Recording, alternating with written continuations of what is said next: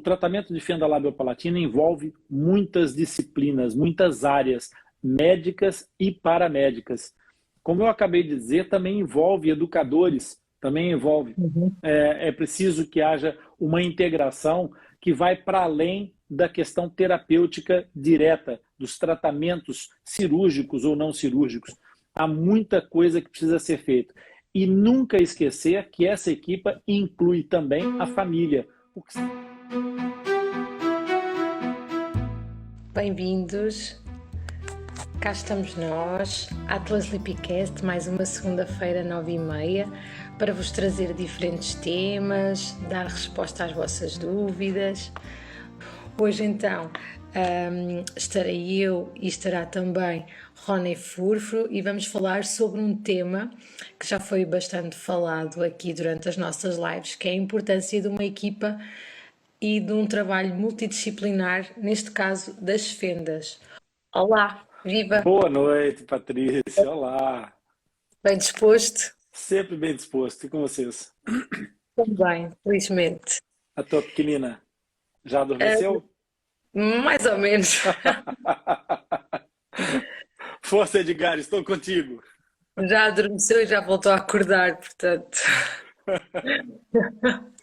Muito bom. Ora então, a quem se está a juntar a nós, bem-vindos, boa noite. Cá estamos então, mais uma segunda-feira, 9h30, para vos trazermos diferentes temas sobre a questão das fendas labiopalatinas e para dar resposta às vossas dúvidas. Hoje trazemos para vós um tema que já fomos falando ao longo das nossas lives, que é a importância de uma equipa e de um trabalho multidisciplinar nestes casos. E nada melhor do que termos connosco o Rony, que acaba por ser também alguém que tem um papel bastante importante dentro da equipa Atlas Lipicast, no sentido em que encaminha e orienta as famílias neste processo do trabalho e da reabilitação que é necessário. Patrícia, e por falar em multidisciplinaridades, nós não podemos esquecer um lado muito importante, porque nós tratamos maioritariamente crianças. E tratamos, muitas vezes, crianças que, em grande parte da sua infância, vão passar ocupadas de outras ocupações, mas vão se meter em muitas aventuras. E eu queria dizer que não podemos esquecer o lado lúdico que há em tudo isso. E quando falar em lado lúdico, eu quero aproveitar para falar sobre isso que está aqui, ó. A Camila Rocha é uma escritora que, inclusive, mandou um livro para Leonor Benedita, que está aqui, está autografado o livro da Leonor ali. Nós vamos ter que combinar, Filipe, para poder eu te entregar esse livro. Esse livro, pessoal, é o Fissurada pela Vida. Fissurada pela Vida é a história da Carol. E eu não vou fazer nenhum spoiler, mas vou contar que a Carol é uma fissurada que vai contar um pouco da sua história e, a partir de um determinado evento, como é que se desenvolve uma história muito bonita. Eu convido vocês todos a ler o livro Fissurada pela Vida. E quem estiver em Portugal e quiser adquirir um exemplar do livro Fissurada pela Vida, pode entrar em contato com o Atlas Lipcast, que a gente vai fazer chegar para vocês os livros, as condições de aquisição e como é que as coisas podem ser feitas para vocês terem acesso a esse livro. A Camila Rocha vai ficar muito feliz, a Carol certamente vai ficar muito feliz e o Lipe também vai ficar muito feliz, porque a Carol e o Lipe, eu já soube de antemão que estão a planear uma grande aventura juntos. Por isso, multidisciplinaridade sim, e também humanidade acima de tudo nesse processo, que é preciso não esquecer, ok? Por isso, Leonor, tu já tens o teu livro autografado, pode entrar em contato com o tio Rony para a gente poder combinar e vocês vão poder ler o livro de certeza. Eu tenho outros livros autografados e eu queria deixar aqui também um repto ao Luiz Fernando, da Alcan, que foi um dos nossos convidados nas nossas lives, Patrícia. O Luiz Fernando enviou um livro também para a Carol, para a Camila, aliás, para Camila Rocha, para a autora desse livro. E certo. ela enviou um livro autografado para o Luiz, porque esse livro foi muito importante para ela. Na verdade, a Camila foi agraciada com o livro do Luiz numa das lives do Atlas Deepcast, lá nos primórdios Bem no início. das nossas lives, exatamente. E ela, quando terminou o livro dela, fez questão de enviar um exemplar para o Luiz Fernando. Por isso, Luiz, se tu tiveres a ouvir essa live, ou se chegares a ouvir esses vídeos, fica atento que eu vou entrar em contato contigo para te entregar um livro autografado da Camila Rocha. Que máximo. Não só equipa multidisciplinar, como além fronteiras. Isso.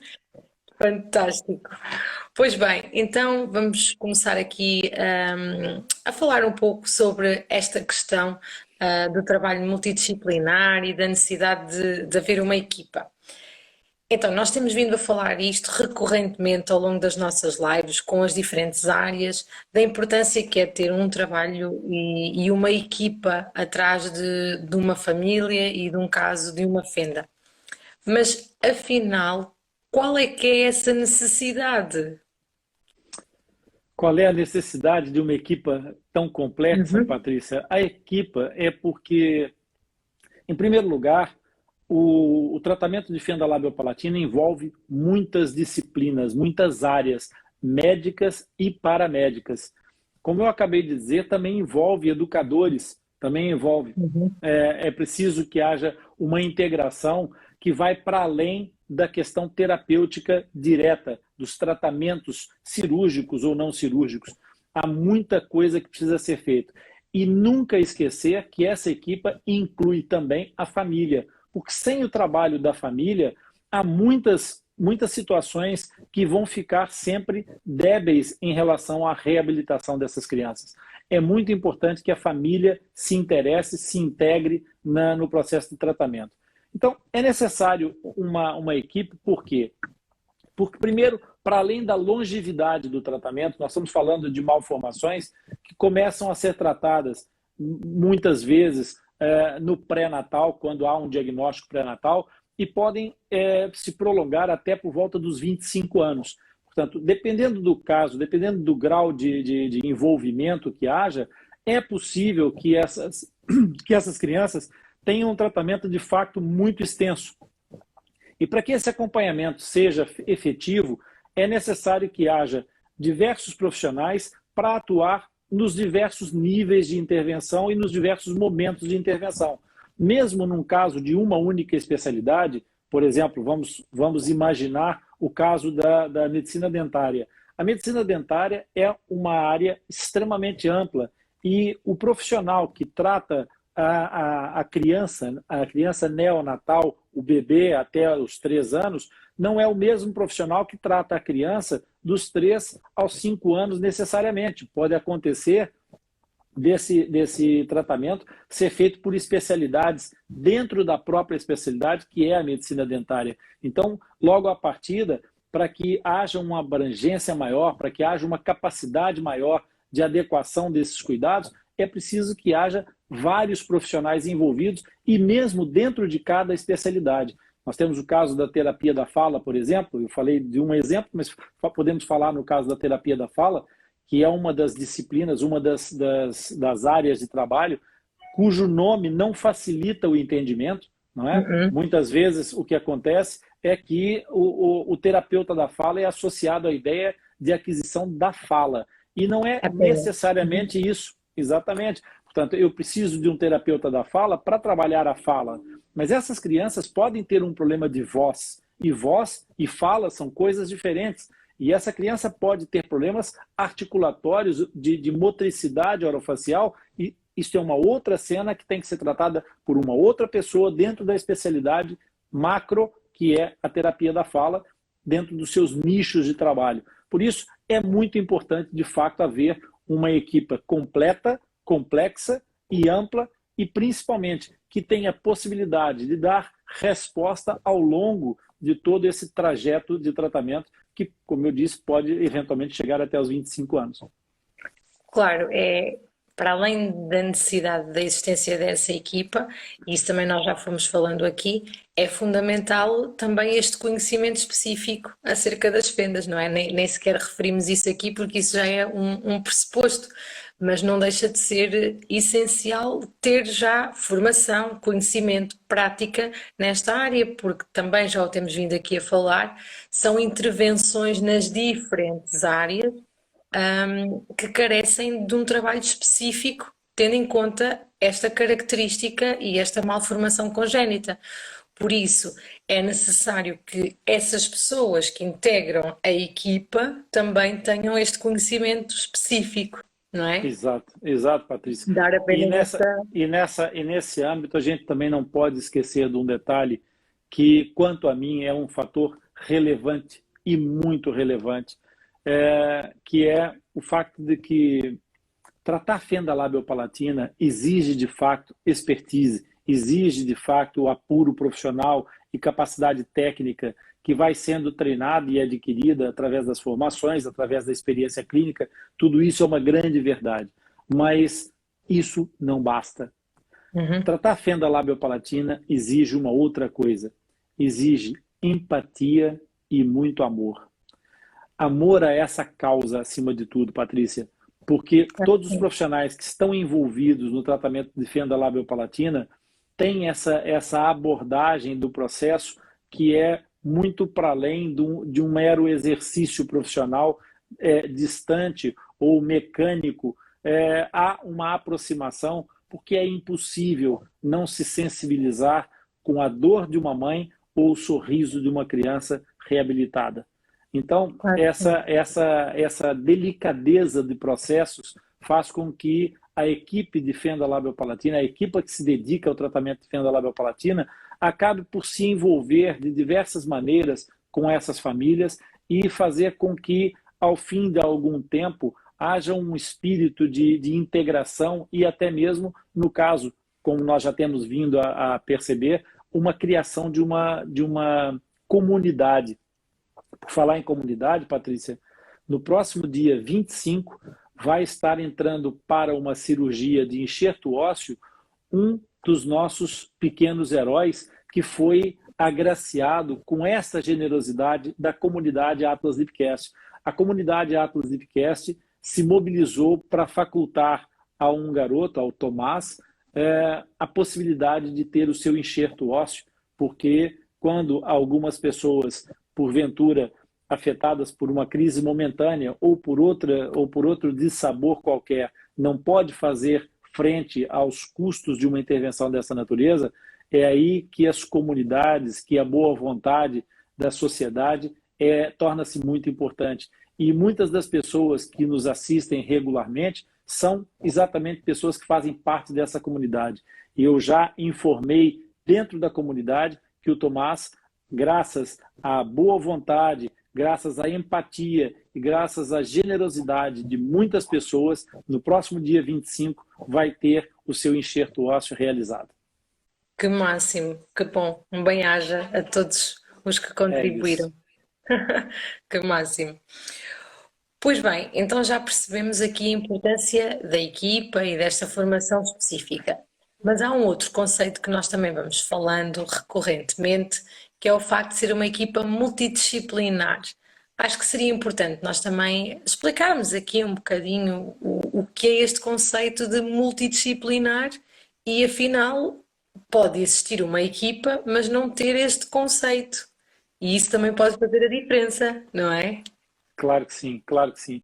Patrícia, o efeito, a primeira questão de multidisciplinaridade é exatamente quando há uma concentração de especialidades, como eu disse no princípio, médicas, paramédicas, de todas as áreas de intervenção sobre o processo de reabilitação da criança, que vão trabalhar de forma organizada, de forma orientada. E isso configura um processo de multidisciplinaridade. Então, eu tenho uma malformação congênita, que não é uma doença, que não é uma patologia, é uma malformação, uma condição. Então, tem reabilitação e pode ser uma reabilitação total. Essa reabilitação desta malformação implica diversas especialidades ou diversas disciplinas. Então, que disciplinas serão essas? Serão muitas disciplinas e, eventualmente, a gente vai falar aqui sobre isso. E quando essas disciplinas todas se reúnem numa só equipe organizada e orientada, essa equipe tem que, por sistema, adotar uma maneira de trabalhar, uma forma de trabalhar que seja rentável no sentido de fazer com que o resultado seja eficaz com toda a eficiência aplicada. Essa equipe multidisciplinar, então, para atingir esse objetivo, faz exatamente o quê? Essa equipe multidisciplinar adota um protocolo de trabalho. E esse protocolo é que vai ser o foco concêntrico de todas essas disciplinas. Isso compõe uma equipe multidisciplinar, várias disciplinas de formas concêntricas, a tratar o mesmo paciente. No entanto, esta equipe, a Atlas Ipcast, investe num fator que eu acho que é muito importante e que ainda agrega mais valor a esse processo, que é o conceito da transdisciplinaridade.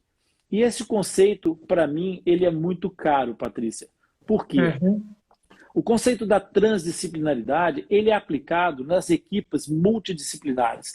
Todas essas equipes que são multidisciplinares têm um conjunto de especialidades ou de disciplinas que convergem em algum momento sobre o paciente, mas elas estão separadas por um espaço entre elas. Cada profissional exerce a sua área de expertise. No entanto, muitas vezes, o que acontece é que esse exercício de uma disciplina, se não levar em consideração a disciplina ao lado, o que acontece é que o objetivo a ser atingido pode causar maior grau de dificuldade para o outro profissional que vai trabalhar ou antes ou a seguir, ou mais à frente, se for o caso disso.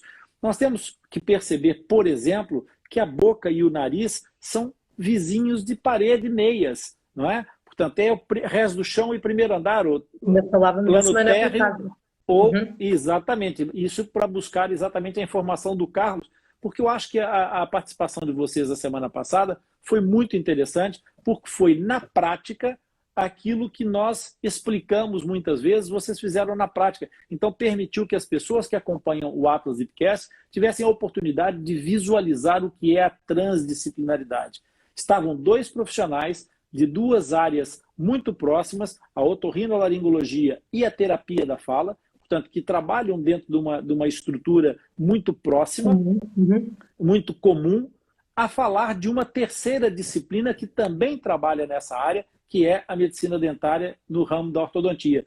E falaram com uma propriedade, com uma segurança e com uma certeza e uma correção absolutamente excepcionais. Portanto, isso explica exatamente o conceito da transdisciplinaridade, que vai fazer o quê? Vai fazer apagar o espaço que existe entre as especialidades, entre as disciplinas, fazendo com que seja possível trafegar o paciente de uma especialidade, de uma disciplina para a outra, sem que ele caia no limbo, no espaço escuro entre duas especialidades e os pais acabem por ficar perdidos. Por isso, esse efeito transdisciplinar, obviamente, que exige mais da equipe, exige que um profissional estude um pouco de todas as áreas do tratamento, que perceba pelo menos algumas coisas essenciais de todas as áreas de tratamento, para que o esticar do braço de um profissional encontre o esticar do braço de outro profissional e assim, de mãos dadas, não deixam o paciente perder-se nesse intervalo entre as áreas. Ok, então não basta apenas ser um conjunto de profissionais que trabalham em prol de um bem comum, como é importante então conhecermos estas diferentes áreas de atuação e os timings de atuação, para então, desta forma, em equipa, podermos chegar ao melhor caminho e direcionar, neste caso, o paciente ao melhor resultado possível. Só assim então se conseguem resultados ainda mais optimizados e fantásticos para essas famílias. E aqui, uma vez mais, lá está. Às vezes nós falamos só das equipas e dos profissionais, mas tal como dizias no início, Rony, é fundamental o papel dos pais. e eles não se podem esquecer que também são um destes elementos da equipa.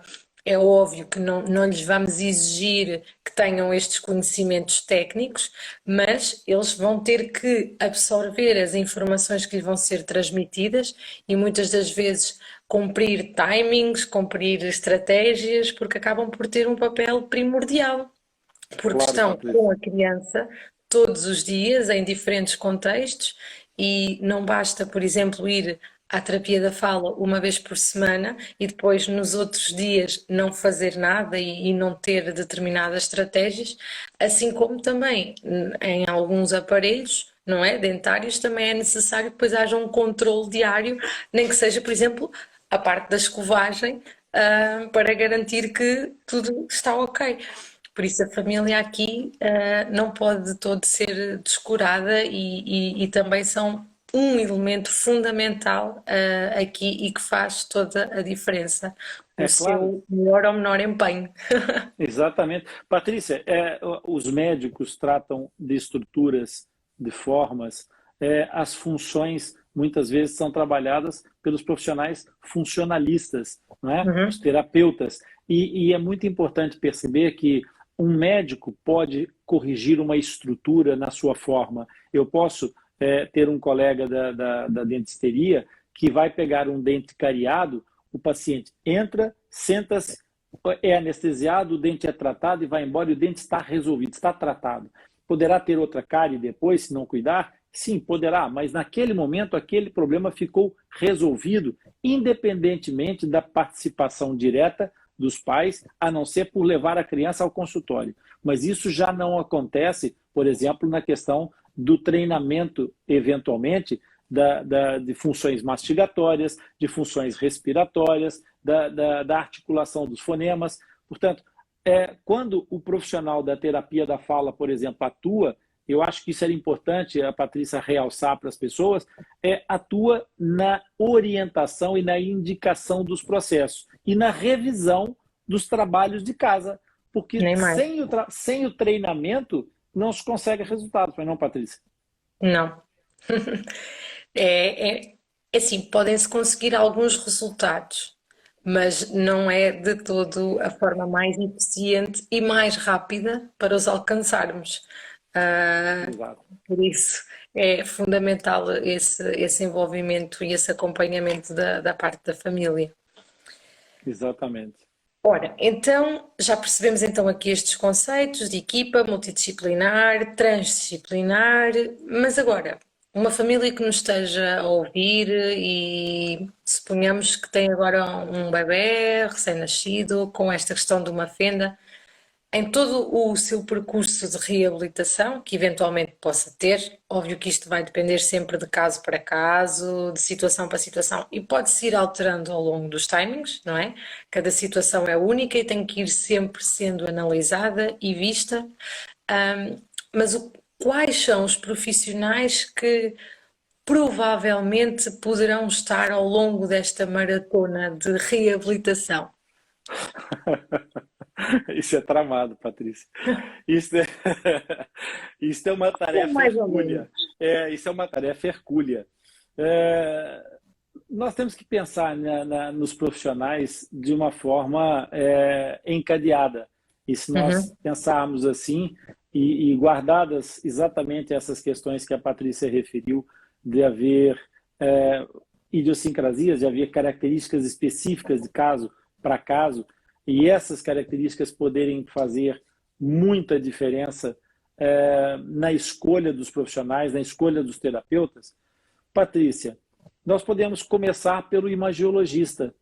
O uhum. imagiologista que vai fazer as É, ecografias, que vai fazer a descoberta da imagem fetal e a avaliação de todas as características que esse bebê está a desenvolver, se tem as suas estruturas em condições. Portanto, a imagiologia seria, eventualmente, o primeiro profissional nessa cadeia.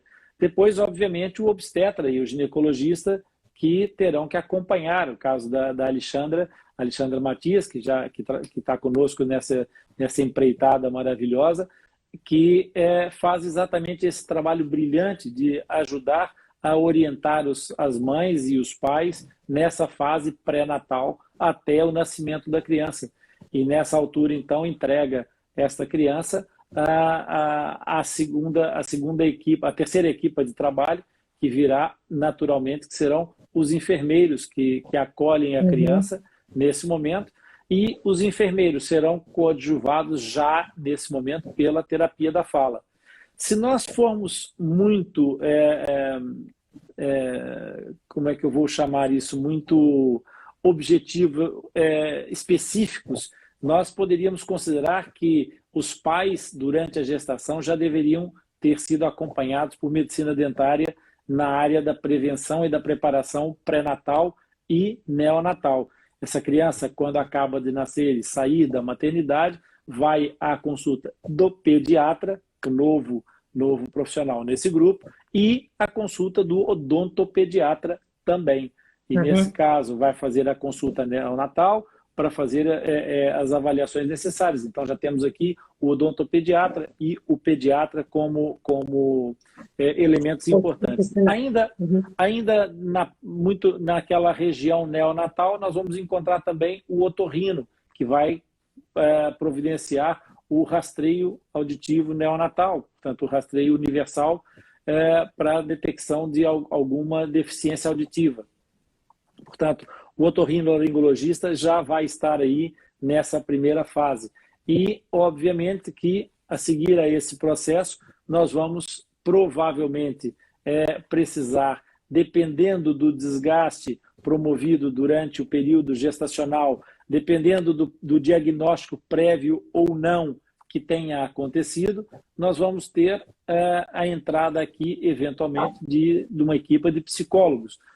Os psicólogos que podem atender naturalmente essas famílias, que podem apoiar esses pais e dar um primeiro suporte antes mesmo de chegar à fase de atuar sobre a criança. Depois disso, nós teríamos novamente toda a parte de intervenção de diagnóstico e de estudos através dos geneticistas, da equipe de genética.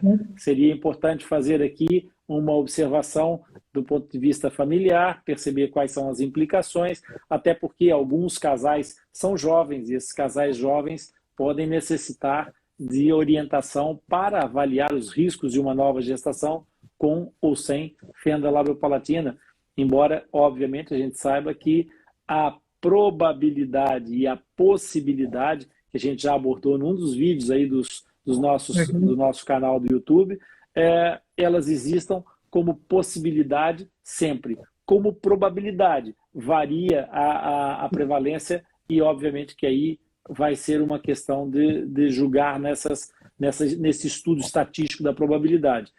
Portanto, depois da genética, nós podemos pensar a seguir a isso na questão da cirurgia pediátrica. A cirurgia pediátrica que vai ter que entrar, obviamente, logo no terceiro mês, no caso de uma fenda labial, no nono mês, no caso de uma fenda palatina, isso dentro do protocolo que é adotado pelo Atlas IPCast. E eu chamo a atenção para isso, muito importante, que quando nós falamos de timings, quando nós falamos de momentos terapêuticos, é preciso resguardar a diferença de protocolos. Cada equipe tem o seu protocolo, eventualmente eles podem ter, nós podemos encontrar duas equipes que trabalham o mesmo protocolo, mas cada equipe segue um determinado protocolo. E essas diferenças protocolares não significam necessariamente que nós tenhamos um problema em termos de gestão do resultado. Não existe o protocolo perfeito. Cada equipe identifica-se com um protocolo pela experiência que tem, dos sucessos e dos resultados que obtém. E, naturalmente, todos os profissionais têm essa mesma abordagem. Por isso, cada equipe adota o seu protocolo e deve ser respeitado esse protocolo. Nós, dentro do Atlas IPCast, damos assistência em termos de orientação a muitas famílias e procuramos respeitar esses protocolos. Por isso, quando eu falo nos 3 meses e nos 9 meses, estou a referir exclusivamente ao protocolo que é adotado pela equipe do Atlas IPCast. Então, entrando aqui na cirurgia pediátrica, nós precisamos desse suporte e, naturalmente, que depois da cirurgia pediátrica será necessário novamente a intervenção da ortodontia, que nós já falamos, portanto, não vale a pena repetir em termos profissionais, mas nós vamos ter aqui um período, um hiato de tempo entre os 6 e os 10 anos, em que eventualmente pode ser necessário a chamada de terapeutas ocupacionais para o exercício de alguns trabalhos que essas crianças possam precisar. Então, aqui também é um outro técnico que poderá ser importante no desenvolvimento do processo de aquisição de competências dessas crianças. E aos 15 anos, sensivelmente, essa criança vai fazer uma finalização ortodôntica e provavelmente já terá um protesista a preparar as coisas, a conversar com o ortodontista para preparar a fase de finalização dentária que vai acontecer mais à frente. Ou então entrará já aí o cirurgião maxilofacial, que vai começar a planear a intervenção para o final da fase de maturação esquelética. Então, nessa perspectiva da maturação esquelética, nós esperamos esse momento terapêutico e, a partir do momento terapêutico atingido, o ortodontista e o cirurgião maxilofacial entendem-se, preparam o caso e a criança nessa altura já adolescente, vai exatamente para a cirurgia ortognática. E no final desse processo, obviamente, haverá lugar a cereja no topo do bolo, em que a otorrino, do ponto de vista da plástica, da otorrinolaringologia, da plástica facial, poderá fazer a rinoplastia, corrigindo esse processo. Eu deixei pelo caminho aqui alguns detalhes e poderia falar de várias outras especialidades, Patrícia, mas de uma forma mais lata, para que as pessoas tenham essa noção de amplitude. Nós poderíamos falar, por exemplo, no caso das crianças que têm síndromes mais específicas, como a síndrome de Goldenhar, que podem ter uma micrótia. Micrótia, para quem não sabe, é a não formação ou malformação do pavilhão auricular, da orelha, né? Então, essas malformações podem ser alvo de correção e terão alguns timings mais interessantes para se fazer esse tipo de intervenção. Portanto, há aqui uma sequência de outras terapias que nós poderíamos chamar e poderíamos lançar mão para poder complementar o pacote terapêutico dessas crianças. Não sei se me faltou alguma, se eu tiver falhado no improviso. Da parte da nutrição, que nós também já falámos aqui. A nutrição, exatamente. É essencial a nutrição, tanto na primeira fase, quanto na fase da amamentação, da aquisição de estatuto ponderal. A Magda vai me matar, mas eu não me esqueci, Magda, já a Patrícia ajudou. Então, a questão da nutrição é muito importante, inclusive na fase de enxerto ósseo, porque o enxerto ósseo, Patrícia, é um foco de dúvidas para os pais gigantes. Há uma tremenda preocupação e um monte de fantasmas à volta do enxerto ósseo. Inclusive, no nosso Dropcast, tem sido recorrente as dúvidas sobre enxerto ósseo, e no próximo domingo eu vou voltar a falar sobre enxerto ósseo novamente no Dropcast. Por isso, em relação a isso, fiquem atentos, fiquem ligados, porque no próximo Dropcast vamos falar sobre enxerto ósseo novamente. Mas respondendo à questão da nutrição, esse capítulo é essencial, por quê? Porque após o enxerto ósseo secundário, a criança tem um período em que vai ter que estabilizar a zona enxertada. E essa estabilização da zona enxertada, ela é feita, entre outros recursos, com a proibição do uso da mastigação. A criança não pode colocar a arcada sob estresse funcional. E então tem que passar um largo período, e para os pais é uma eternidade, para as crianças é 2 eternidades. Eles lembram-se mais da cessação da restrição alimentar do que de qualquer outra fase de tratamento, porque realmente, às vezes, se não houver uma boa orientação, se não houver a participação da nutrição, é um calvário de certeza absoluta.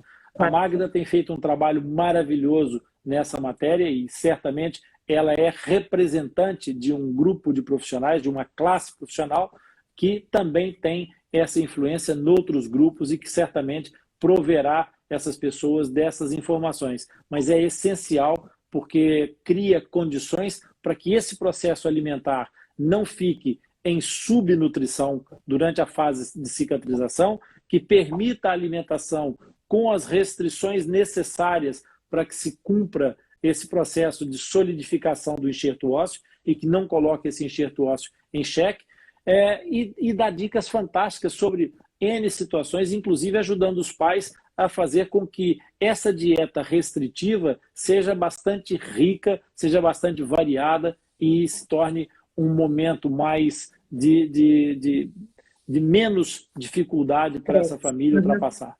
É, isso mesmo. Então, agora tínhamos aqui uma dúvida, que acho que seria importante darmos aqui a resposta. Perguntam-nos se é verdade que o uso de mamadeira, ou seja, de biberão, atrapalha ainda mais a fissura do palato. Bom, essa é uma questão muito importante. O uso da sucção não nutritiva em excesso, ela é prejudicial sempre. Não é o caso da mamadeira, do biberão, nesse caso em Portugal, mas é o caso do uso da chupeta quando ela não é terapêutica.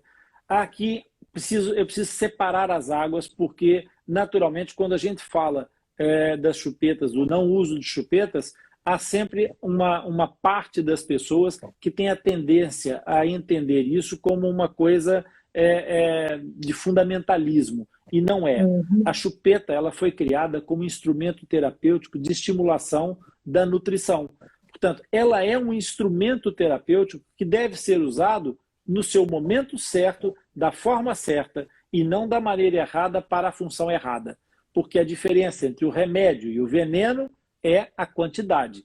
Portanto, se nós aplicarmos o remédio na quantidade errada, provavelmente vamos ter uma desgraça. Se nós aplicarmos o veneno na quantidade certa, provavelmente teremos uma salvação.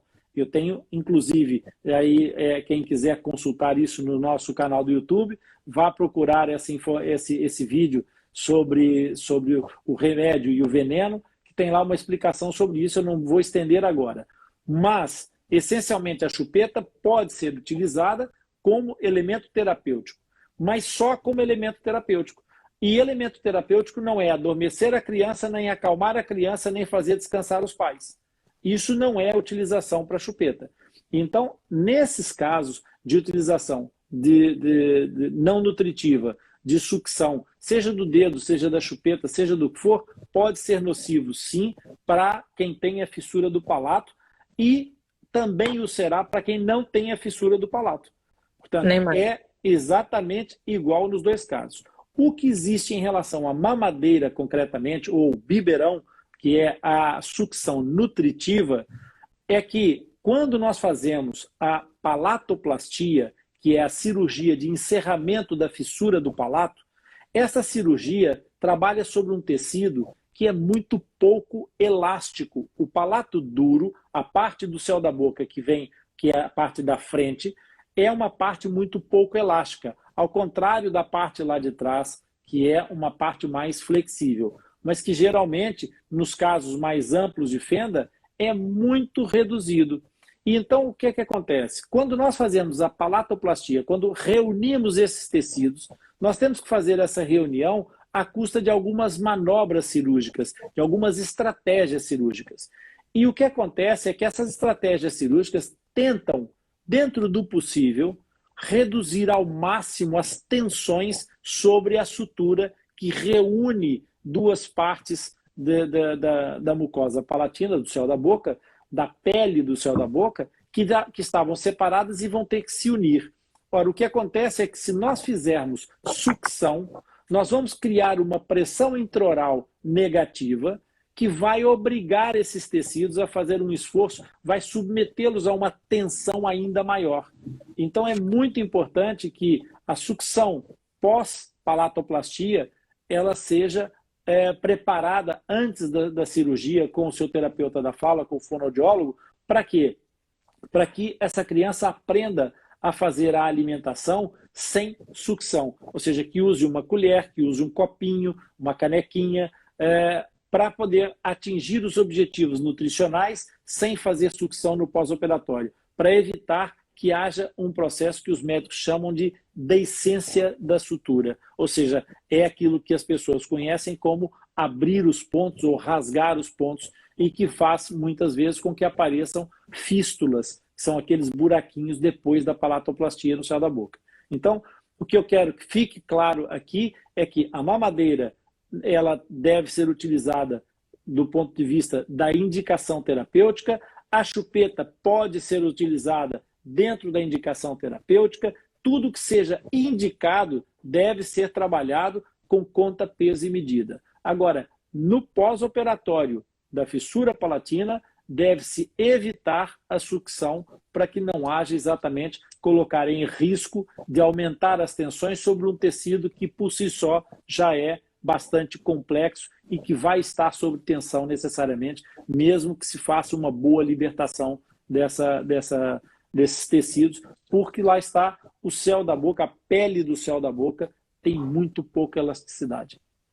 Será que ficou esclarecido, Patrícia? Eu acho que sim. De qualquer das formas, se nos puder dar feedback, se fomos claros na resposta.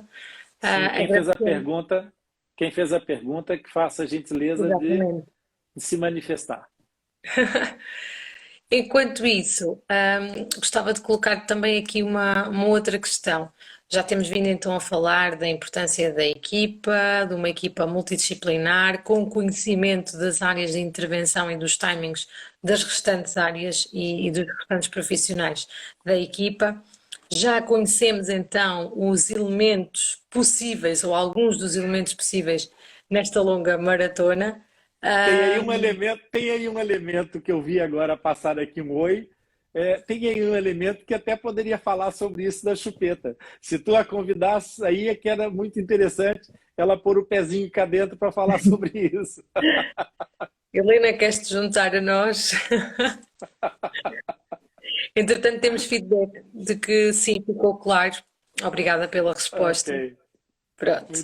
Ótimo, obrigada pelo feedback. Pois bem, já percebemos então um bocadinho este caminho.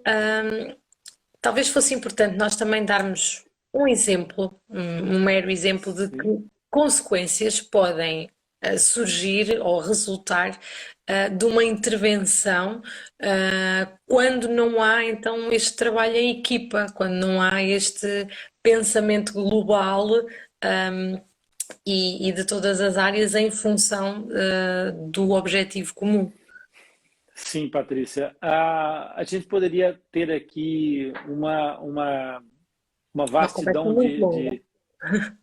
uma vastidão de exemplos muito grandes. Mas pronto, vamos lá começar exatamente por aqui.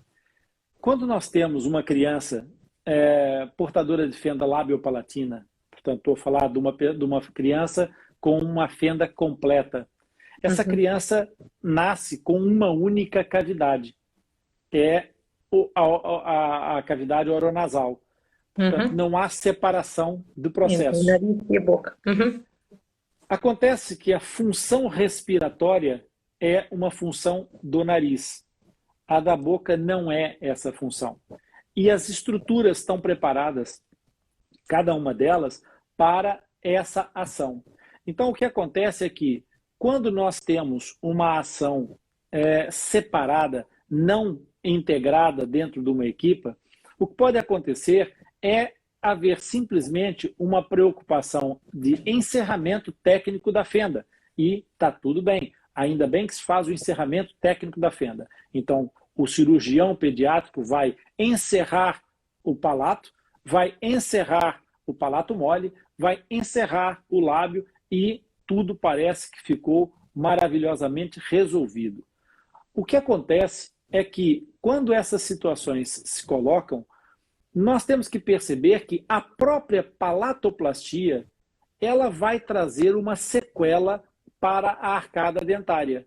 Por quê? Eu acabei de explicar que a tensão que leva esses dois lados do tecido a se unirem na linha média para encerrar o palato, isso vai fazer com que haja uma compressão da arcada dentária como sequela desse processo. Ora, o que isso vai trazer é que nós vamos ter um estreitamento da maxila. Esse estreitamento da maxila poderá se tornar mais grave no caso dessa criança, porque essa criança terá provavelmente uma perda da verticalidade da estrutura da pirâmide nasal. E isso vai fazer com que a aquisição de ar pelo nariz seja mais dificultada. Durante o processo prévio a esse encerramento, como eu expliquei, os tecidos têm características diferentes. Então, o tecido da mucosa nasal, que deveria permanecer seco pela passagem do ar, vai estar úmido durante muito tempo. E o tecido oral, que deveria se manter úmido, vai estar a ser ressecado pela passagem do ar. O que acontece é que a tendência desses tecidos inflamados, das mucosas inflamadas, é inflamar, aumentar de volume. Então, nós vamos ter amígdalas que vão começar a sofrer um aumento de volume e vamos ter, por outro lado, cornetos nasais que vão se inflamar também e vão aumentar de volume. Quando os cirurgiões encerram esse processo, o espaço de via aérea, de passagem do ar pela via nasal, está diminuído pela queda da pirâmide nasal, passa a estar obstruído pelo aumento da hipertrofia desses cornetos nasais, que são umas estruturas internas da fossa nasal, e essa criança já tem o hábito de respirar pela boca, porque ela nasceu com uma única cavidade para respirar. Então, O que acontece é que ela não tendo o trabalho multidisciplinar de reeducação respiratória, vai manter a via respiratória que aprendeu a trabalhar, que era aquela grande cavidade, ou seja, o ar vai continuar a entrar pela boca. Aí o que é que vai acontecer? Nós vamos ter uma situação em que a língua não repousa sobre o céu da boca. Por quê? Porque senão o ar não entra pela boca. E se a língua não repousa sobre o céu da boca, não fornece estímulo para o crescimento da arcada dentária no sentido transversal. Se o ar não entra pelo nariz, não chega a uns canais que nós temos aqui, que são as coanas, que ligam a fossa nasal aos seios maxilares. Ora, esses seios maxilares são outro estímulo de crescimento da maxila, porque eles, recebendo a pressão do ar que entra pelas coanas, sofrem estímulos e expandem ligeiramente, fazendo com que essa maxila também cresça transversalmente. Ora, aqui, se não houver o entendimento de todas essas especialidades que tem que trabalhar concentricamente, e a saber, a cirurgia pediátrica, a otorrinolaringologia, a terapia da fala e a medicina dentária, se elas não se integrarem logo nesse princípio, nós vamos ter uma criança que vai crescer com uma mordida cruzada, com uma face hiperdivergente, o que nós chamamos de leptoprósopa ou dólico, não é? Portanto, dólicocéfala. Essa criança vai ter uma tendência à hiperdivergência facial, uma face mais longa, os olhos caídos, um olhar mais triste, e isso tudo associado a um processo de obstrução respiratória. Portanto, quando não há esse entendimento concêntrico multidisciplinar, com certeza absoluta que as sequelas vão se fazer notar. Sim, é isso mesmo. Por isso, acho que hoje já ficou bem claro aqui a necessidade e a importância então deste trabalho em equipa multidisciplinar, com conhecimento de todas as áreas e nos timings certos, que faz toda a diferença na reabilitação e nesta intervenção junto de pacientes e de casos com fenda labiopalatina. Se entretanto alguém tiver mais alguma questão que nos queira colocar, estejam à vontade. Começamos a nos aproximar aqui do final da nossa live de hoje. Pois bem, como uma última questão, gostava então de colocar o seguinte, que é como é que funciona então a intervenção no caso da equipa do Atlas Lipicast? Até porque há várias vertentes de ação, acho que seria importante também explicarmos um pouco isto. Muito bem. O portal Atlas Lipicast, ele é um portal bastante amplo em termos de propósitos. Nós temos essencialmente que dividir aqui em duas áreas muito importantes. Uma é a área de atuação clínica e a outra é a área de facultar informação. A área que faculta informação do portal Atlas Lipcast faculta informação sem barreiras geográficas, sem barreiras físicas.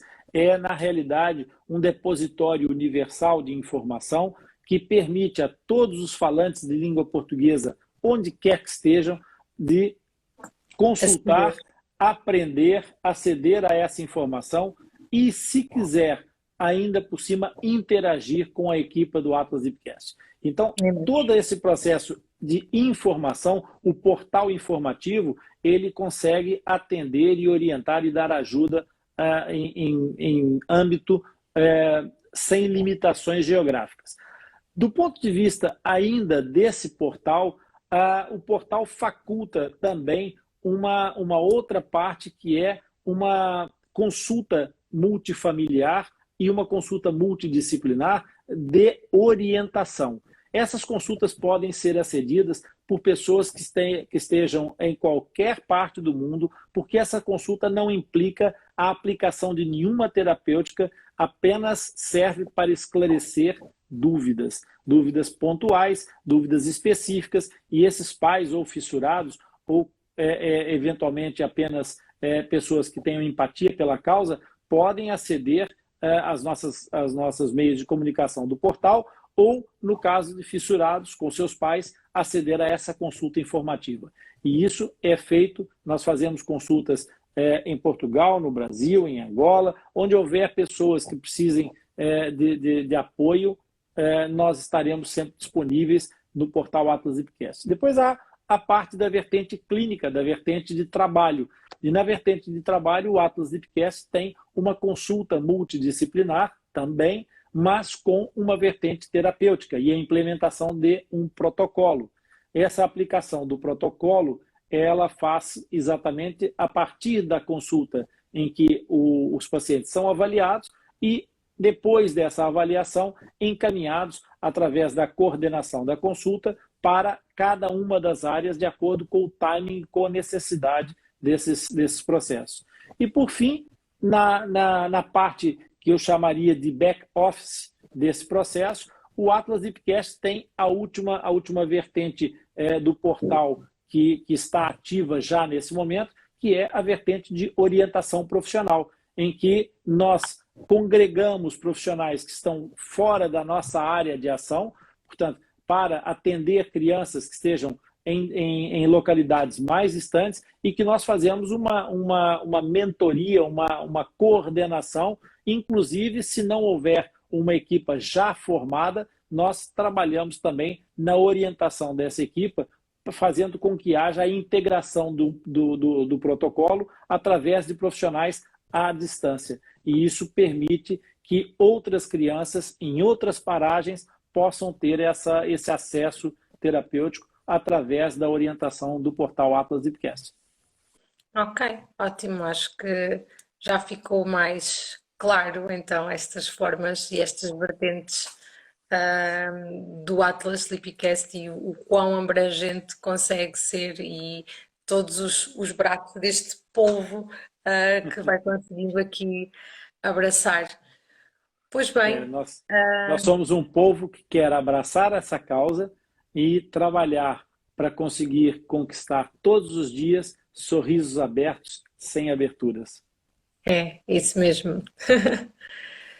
Pois bem, agradecer a presença de todos nesta nossa live. Entretanto, se tiverem dúvidas, questões, sugestões de temas, alguma questão, façam-nos chegar ou através do Instagram, ou através do e-mail, de qualquer uma das formas de comunicação connosco será facilmente lida e tida em conta por nós. Por isso, façam-nos chegar as vossas dúvidas, as vossas questões. Obrigada, Helena. Um beijinho também para ti. Beijinho, minha linda. Ronen, obrigada uma vez mais por estares também aqui e por hoje trazermos aqui então este tema bastante importante da equipa multidisciplinar e do seu foco e importância ao nível da reabilitação de fendas. Por isso, obrigada, até breve. Bem-aja, Patrícia. Obrigada a todos. E até à próxima segunda-feira. Cá estaremos então. Obrigada. Deus, boa noite. Obrigada. Boa noite. Agora pensa, quanto tempo, trabalho e angústia tu pouparias se soubesse que vais encontrar tudo num só lugar? Inscreve-te no projeto Atlas Lipcast. É aqui, no ponto de encontro dos amigos do Lip, que nós falamos sobre o tema da fenda labiopalatina de uma forma bem simples e descomplicada e vamos te ajudar a entender, vamos te orientar e te acompanhar ao longo desta trajetória. No Atlas Lipcast, tu receberás orientações desde o diagnóstico até a reabilitação final. Vem participar dessa comunidade Atlas Lipcast, um projeto de informação feito à tua medida.